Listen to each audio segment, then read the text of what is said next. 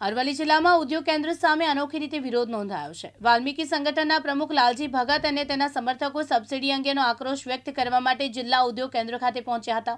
સંગઠન દ્વારા આક્ષેપ કરવામાં આવ્યો છે કે ગરીબોને મળવાની જરૂરી સબસિડી પ્રાપ્ત થઈ નથી રહી। વિરોધમાં પોસ્ટર પ્રદર્શન સાથે સાથે વિરોધ નોંધાવવા ભજન કીર્તન કરીને અધિકારીઓનું ધ્યાન આકર્ષવાનો પ્રયાસ કરવામાં આવ્યો હતો। જિલ્લા ઉદ્યોગ કેન્દ્રના વિસ્તારોમાં માહોલ ગરમાવાયો હતો। લોકોએ સક્રિય ભાગ લીધો હતો। સ્થાનિક અધિકારીઓએ ઘટનાનું નિરીક્ષણ કર્યું હતું। અરવલ્લી જિલ્લામાં જિલ્લા ઉદ્યોગ કેન્દ્રની અંદર કેટલાય વર્ષથી સબસિડીના કેસ પેન્ડિંગ છે। જે ગરીબ લોકોએ અરજીઓ કરેલી છે એનો પણ નિકાલ કરવામાં આવ્યો નથી।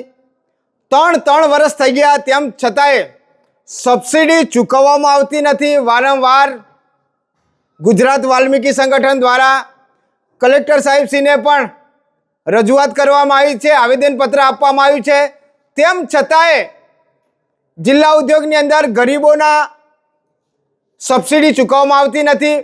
પેન્ડિંગ કેસ છે એ પણ એનો નિકાલ કરવામાં આવતો નથી। વારંવાર લેખિત મૌખિક રજૂઆત કરવામાં આવી છે, તેમ છતાંય ગરીબોના ખાતાની અંદર સબસિડી પડી નથી। અત્યારે જે એને લોન લીધી છે નાગરિક બેંકની અંદર, બરોડા બેંકની અંદર, એ લોકો અત્યારે દેવાના દાસ થયા છે। એમને એવી હતી કે આશા કે સરકારમાંથી સબસિડી મળે ને અમે ધંધા કરીએ, પરંતુ જ્યારે ત્રણ વર્ષ થઈ ગયા તેમ છતાંય સબસિડી આપવામાં આવતી નથી। દુઃખભરી બાબત છે। વારંવાર રજૂઆત કરી છે, તો ના છૂટકે મારે આ તંત્રને મારે ભજન ગાઈ અને ભગવાન એમને સદબુદ્ધિ આપે અને અમારા ગરીબ લોકોને એમના ખાતામાં સબસિડી આવે એટલે હું આરાધના કરું છું।